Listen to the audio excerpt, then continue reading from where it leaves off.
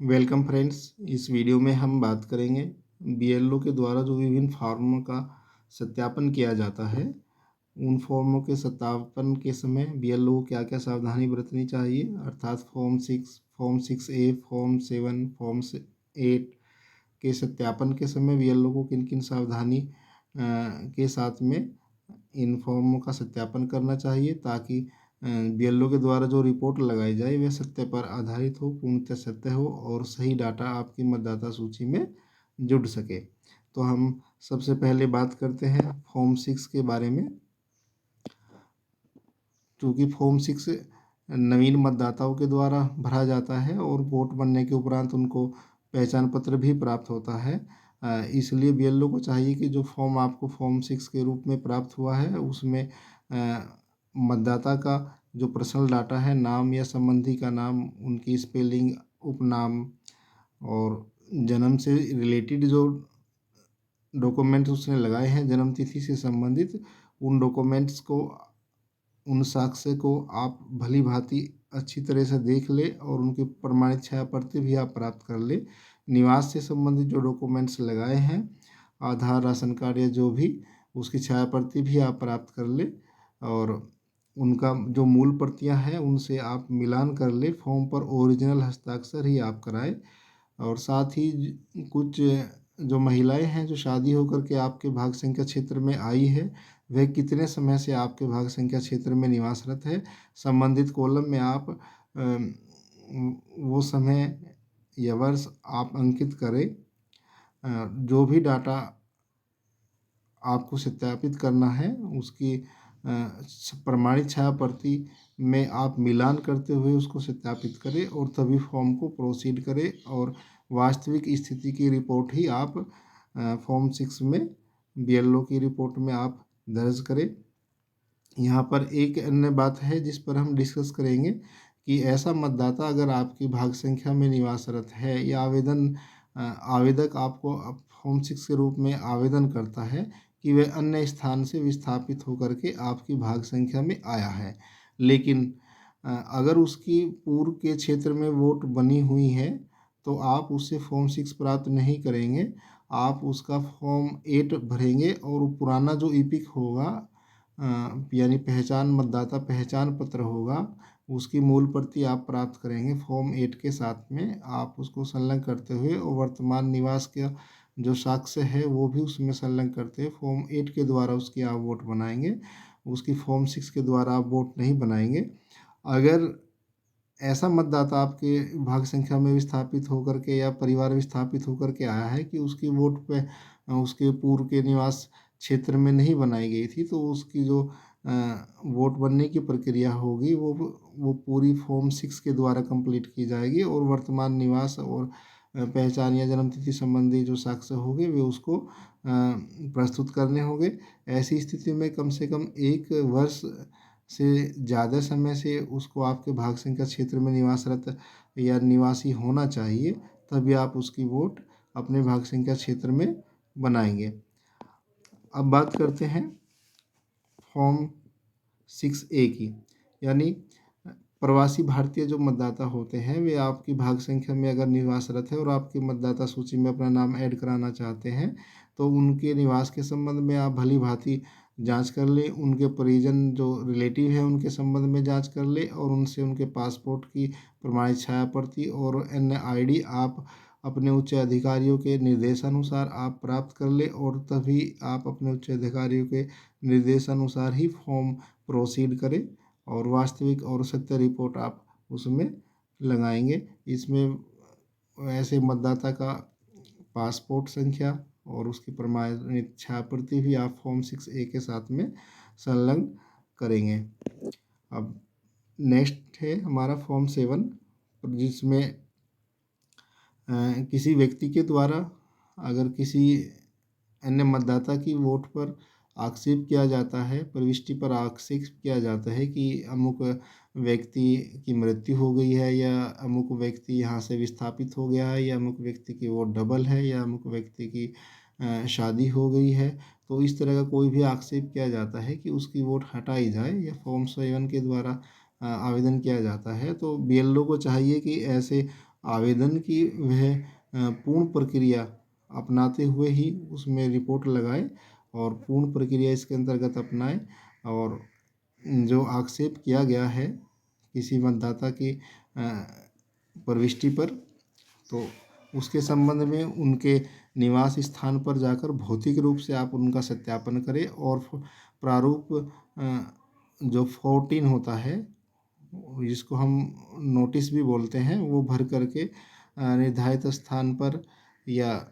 जो भी प्रक्रिया प्रारूप नोटिस की आपके उच्च अधिकारी बताएंगे उसके अनुसार नोटिस भी उसको प्रदान करें, ताकि वह अपना पक्ष संबंधित दिनांक को निर्धारित स्थान पर के जा करके अपना पक्ष रख सके उस आक्षेप के संबंध में। तो प्रारूप 7 में यानी फॉर्म 7 में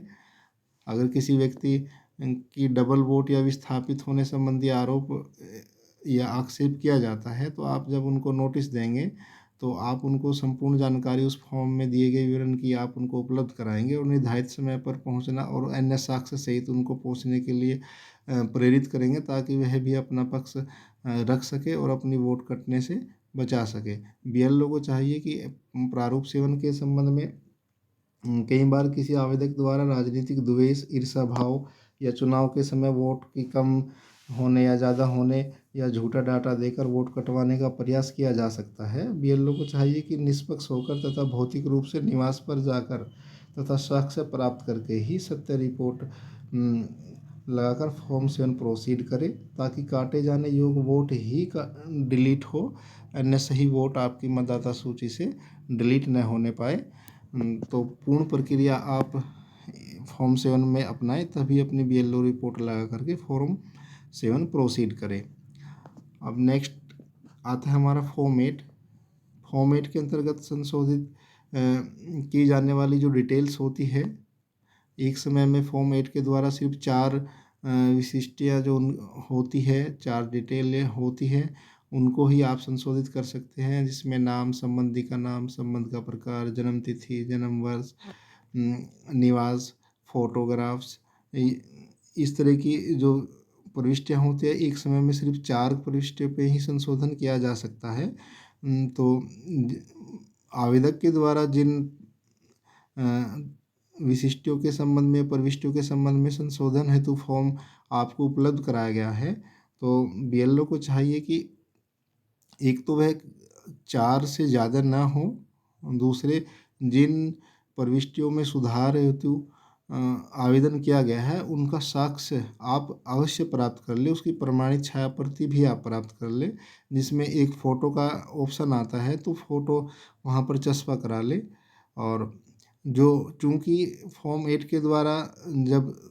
त्रुटियाँ ठीक की जाती है, तो उसके उपरांत मतदाता को नई सूचनाओं से संबंधित नया पहचान पत्र भी जारी किया जाता है। इसलिए मतदाता से जो पुराना पहचान पत्र उसके पास में है, वो चाहे जिस भी स्थिति में हो, आप अपने फॉर्म 8 के साथ में उसको अवश्य प्राप्त कर लें। फॉर्म 8 के साथ में अन्य जो साक्ष्य है त्रुटि सुधार संबंधी, वे भी प्रमाणित छाया प्रति भी उनकी आप प्राप्त करने के उपरांत ही उसमें आप बीएलओ रिपोर्ट लगाएंगे और फॉर्म को प्रोसीड करेंगे। और साथ ही अगर फॉर्म 8 से संबंधित ऐसा आवेदक जिसका फॉर्म खो गया, जिसका ईपिक खो गया है, तो ऐसे आवेदक से आप पुलिस एफआईआर की प्रति भी फॉर्म 8 के साथ में प्राप्त करेंगे। और साथ ही कोई आपके भाग संख्या क्षेत्र में कोई ऐसा नया आवेदक आया है जो कि पहले किसी अन्य भाग संख्या क्षेत्र में निवासरत था, और तो उससे हम पुराना जो उसका ईपिक होगा उसको हम प्राप्त कर लेंगे, फॉर्म के साथ में संलग्न करते हुए उसके फॉर्म को हम प्रोसीड करेंगे। साथ में ही वर्तमान निवास में उसकी जो निवासरत होने की जो समय सीमा है वो 1 वर्ष से ज़्यादा होनी चाहिए, और उसको वर्तमान निवास का प्रूफ भी उसको देना होगा, और अन्य जो सूचनाएं हैं वे भी उपलब्ध करानी होगी। उसको जो पुराना ईपिक पहले दिया गया था पुराने निवास के स्थान पर, वही ईपिक नंबर उसको यहाँ पर प्रदान किया जा सकता है। तो इसलिए बीएलओ को चाहिए कि पुराना पहचान पत्र ऐसे मतदाता से आप अवश्य प्राप्त कर लें। और साथ ही ऐसी भी स्थिति हो सकती है कि किसी व्यक्ति का मतदाता पहचान पत्र खो गया है, तो उससे पुराना पहचान पत्र आप प्राप्त कर लें और सेम डाटा पर उसको नया पहचान पत्र प्रदान किया जाएगा फॉर्म 8 के द्वारा। और एक अन्य स्थिति ये भी हो सकती है कि प्राकृतिक आपदा में या तो खो गया है या फिर नष्ट हो गया है, तो ऐसी स्थिति में ऐसे मतदाता से आप वचन ले लेंगे कि वह प्राप्त होने पर जो भी स्थिति उस टाइम उसकी होगी, बीएलओ को वह पहचान पत्र जमा करा देगा और आप उसका फॉर्म प्रोसीड कर देंगे। एक अन्य स्थिति ये भी हो सकती है कि मतदाता का पहचान पत्र खराब हो गया है या कट फट गया है, तो ऐसी स्थिति में आप उसको नए पहचान पत्र के लिए आप उसका अप्लाई कर देंगे और जो भी स्थिति उसके पहचान पत्र की है, तो वो उसी स्थिति में आप उससे पुराना पहचान पत्र प्राप्त करते हुए उसका फॉर्मेट आप प्रोसीड कर लेंगे। तो चूँकि बीएलओ का कार्य फील्ड से जुड़ा हुआ कार्य होता है, तो बीएलओ को चाहिए कि जब भी वह फील्ड में जाए और जिस भी फॉर्म के सत्यापन के लिए वह जा रहा है, उसके बारे में आप अपनी जानकारियाँ पूर्ण रखें और उससे संबंधित जो भी डॉक्यूमेंट्स है आप वह आवेदक से प्राप्त करें। मूल जो दस्तावेज हैं उनसे आप उनका मिलान करें। उसके उपरांत ही आप उसमें अपनी रिपोर्ट लगाएँ, क्योंकि रिपोर्ट लगाने के उपरांत जो किसी भी जानकारी का या डेटा के सत्यता की बात आती है, उसमें संपूर्ण उत्तरदायित्व बीएलओ का निर्धारित किया जाता है। तो अपने कार्य को आप सावधानी से करें, भौतिक स्थान या निवास पर जाकर के ही भौतिक सत्यापन करें और जो डॉक्यूमेंट्स उसमें संलग्न है, साक्ष्य के रूप में संलग्न है, उनकी प्रमाणित छाया प्रतियां आपने फॉर्म के साथ संलग्न करा दी है या नहीं है, उनका मोबाइल नंबर, वास्तविक हस्ताक्षर और आदि बातों का आप ध्यान रखें, ताकि आपके द्वारा लगाई गई रिपोर्ट सत्य हो, सही हो और आपकी मतदाता सूची में प्रत्येक जो मतदाता है उसकी जानकारियाँ सटीक और सत्यता पर आधारित हो। इस वीडियो में इतना ही। वीडियो पसंद आए तो वीडियो को लाइक करें और शेयर करें और प्लीज़ चैनल को सब्सक्राइब अवश्य कर दें। धन्यवाद।